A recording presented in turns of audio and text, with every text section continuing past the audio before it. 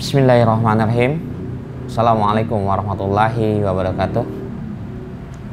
Bismillah, alhamdulillah, alladzi la haula wa la quwata illa billah. Wassalatu wassalamu ala Muhammad ibn Abdillah alladzi la nabiyya wa la rasulah ba'dah, amma ba'du.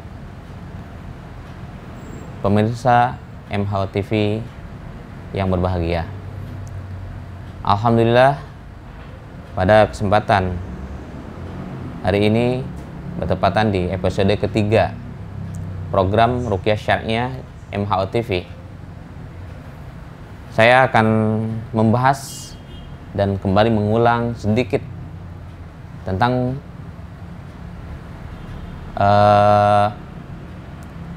program yang sebelumnya, acara sebelumnya, yaitu tanda-tanda dari Ruqyah Syirkiyah. Ini ada sedikit perbedaan ataupun juga banyak kesamaannya, yaitu antara Ruqyah Syirkiyah dan perdukunan. Perlu Bapak Ibu pemirsa MH TV pahami, karena di antara Ruqyah Syirkiyah dan perdukunan ini hanya beda-beda tipis saja. Hanya saja mungkin di dalam Ruqyah Syirkiyah mereka lebih cenderung membalut dirinya menggunakan topeng agama, menjadikan seolah-olah dia itu hanya sebagai ustadz. Tapi beda lagi dengan metode perdukunan.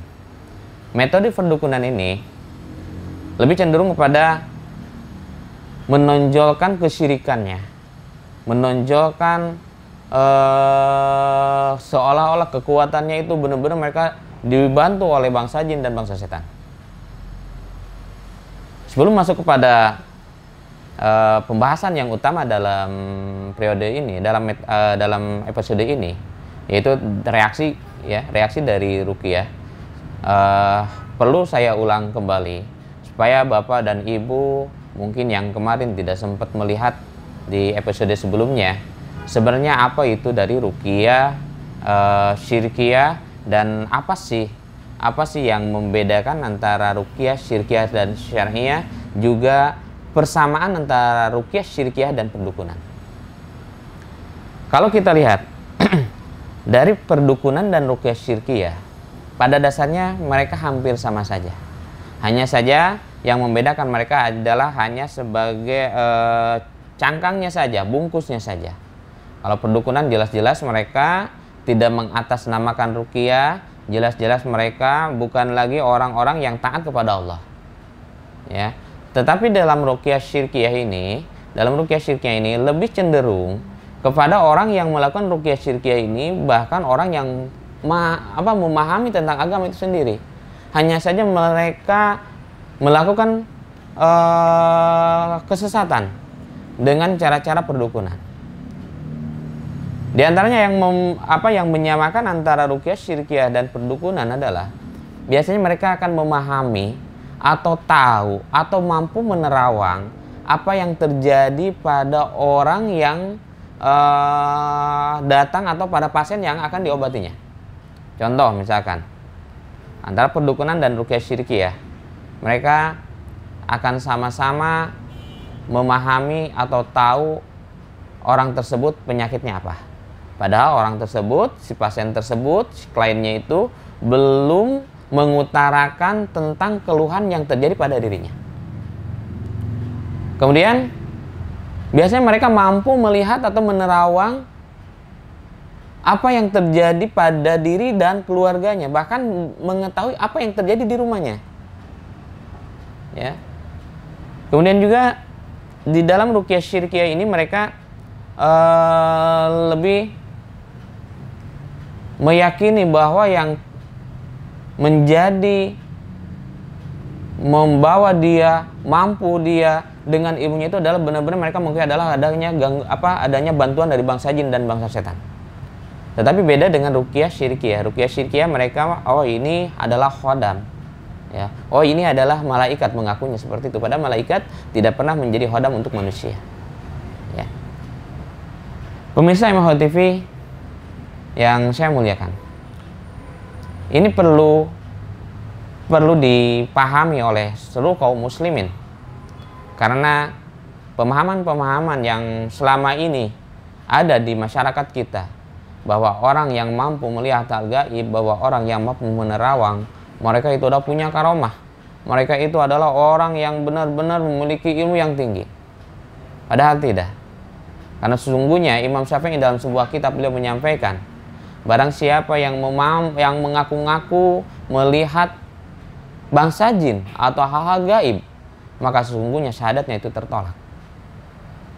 Ketika kita mengacu dari apa yang disampaikan oleh Imam Asy-Syafi'i, maka jelas di sini ada yang harus kita garis bawahi, bahwa orang-orang yang dianggap oleh kita adalah orang pintar, bahwa yang dianggap kita itu adalah orang yang punya ilmu tinggi, dengan mampu melihat hal gaib, bahkan mampu menerawang sesuatu yang akan terjadi, karena sesungguhnya mereka itu adalah orang-orang yang dibantu oleh bangsa jin, orang-orang yang beristianah dengan bangsa jin. Jadi ini jelas melanggar syariat dari Islam. Sahabat MHO TV yang saya muliakan, jadi di sini Bapak Ibu sahabat MHO TV bisa memilah dan memilih ketika Bapak dan Ibu ingin mengakukan ruqyah untuk dirinya, keluarganya, ataupun siapapun. Yang jelas ketika ada orang yang mengaku-ngaku mampu melihat hal-hal gaib, mampu menerawang, maka hindari itu, kan sesungguhnya itu adalah kesyirikan. Kemudian apalagi yang menyamakan antara ruqyah syirkiyah dengan perdukunan itu sendiri? Di antaranya mereka selalu menggunakan syarat-syarat, ya. Syarat-syarat. Syarat apa? Ditanya dulu namanya, dihitung dulu namanya, kemudian bahkan sampai ditentukan dulu mahar, ya. Ada mahar yang harus dibayar oleh orang yang diruqyah itu sendiri. Sama, perdukunan pun sama seperti itu, ya. Bahkan ada syarat-syarat yang meminta materi, ya. Meminta materi, diantaranya harus menyiapkan sesajen segala macam. Nah, kalau kita ngacu dari hal-hal yang terjadi di sini, maka apa bedanya antara ruqyah syirkiyah dengan perdukunan? Karena perdukunan ataupun ruqyah syirkiyah, mereka selalu menggunakan syarat-syarat materi, bahkan tumbal, ya, bahkan tumbal. Tumbal dengan cara apa? Contoh, misalkan mereka meminta untuk motong kambing, kepalanya harus ditanam, motong ayam hitam, darahnya yang harus ditebar, dan banyak lagi, ya. Jadi hal ini di kalangan masyarakat awam, mereka tidak memahami kalau yang dilakukan oleh oknum, mungkin saya mengambil oknum aja, oknum dari yang mengaku dirinya ustadz tersebut mungkin menganggap ini sesuatu yang benar. Tetapi kalau kita melihat apa yang dilakukannya tersebut, ternyata itu sebagai bentuk penyimpangan dan tidak ada bedanya dengan apa yang dilakukan oleh para dukun. Itulah pemirsa MHO TV, sedikit saya mengulas dengan apa yang pernah saya sampaikan di episode sebelumnya, yaitu tentang antara ruqyah syar'iyah dan syirkiyah. Karena jelas kalau untuk ruqyah syar'iyah ini kita bisa sangat mudah sekali kita membedakannya. Karena tidak ada lagi syarat-syarat, tidak ada lagi beristianah meminta bantuan kepada selain Allah. Tapi di ruqyah syirkiyah dan perdukunan itu jelas itu sangat beda sekali, sangat jauh sekali perbedaannya dengan ruqyah syar'iyah.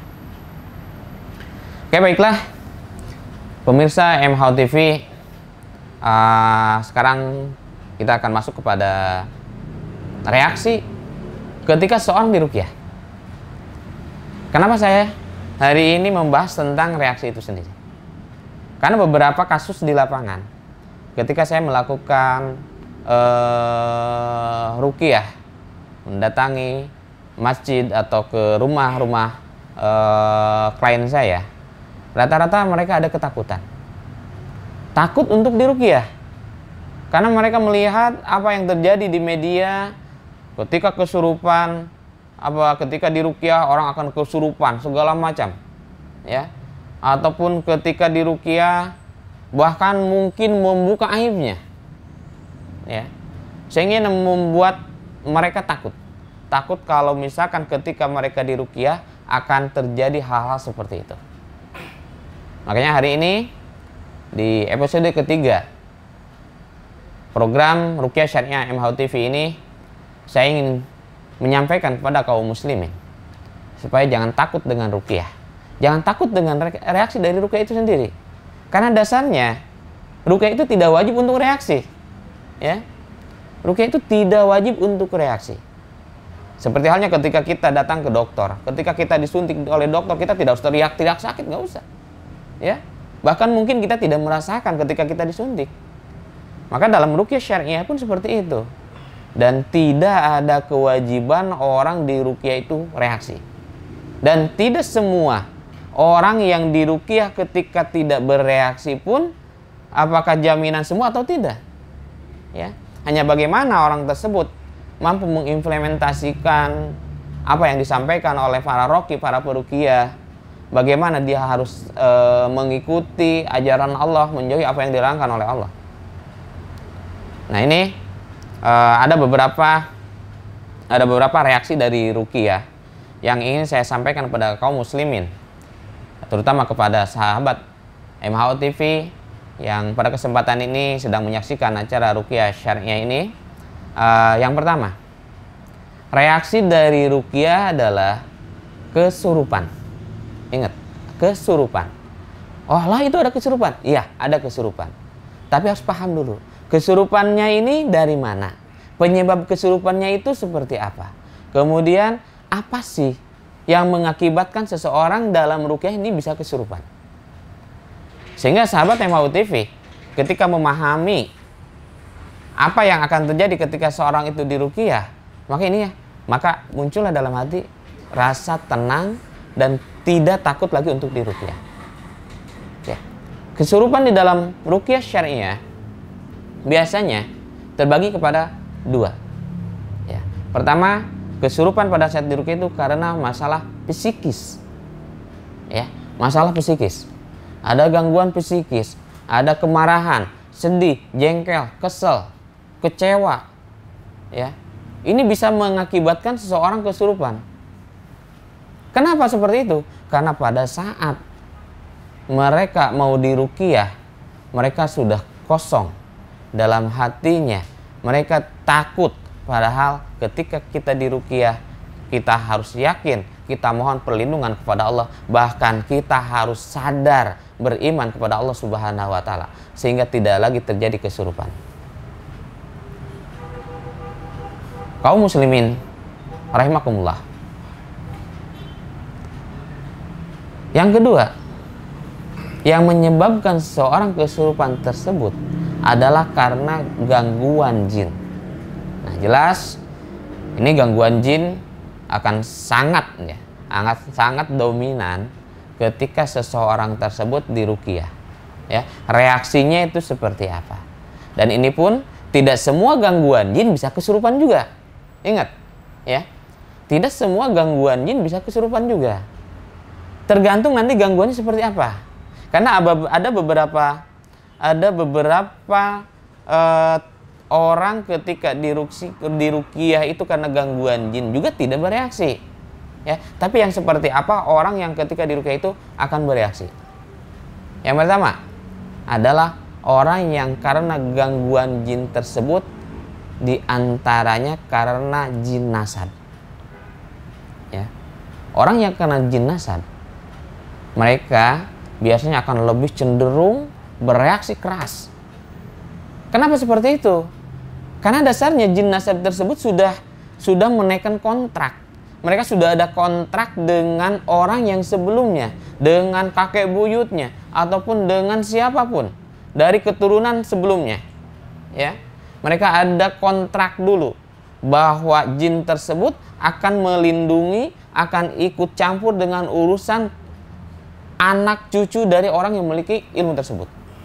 Ya, sehingga pada saat diruqyah mereka enggan, mereka tidak mau keluar, bahkan mereka tidak mau meninggalkan tubuh dari orang tersebut.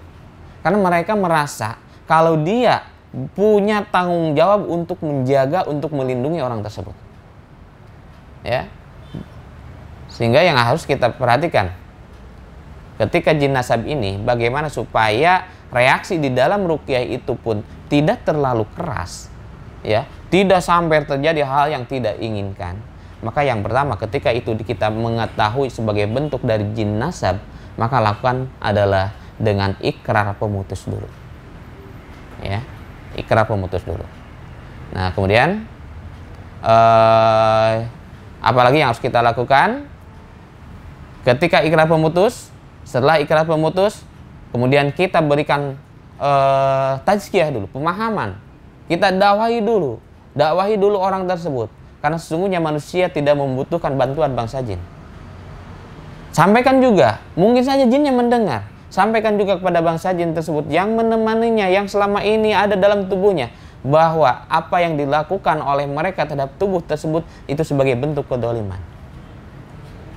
Karena sesungguhnya tugas manusia dan bangsa jin adalah beribadah kepada Allah. Saudara kaum muslimin, sahabat MHO TV, di segmen pertama ini itulah sedikit gambaran dari reaksi dari ruqyah, dan tadi adalah dari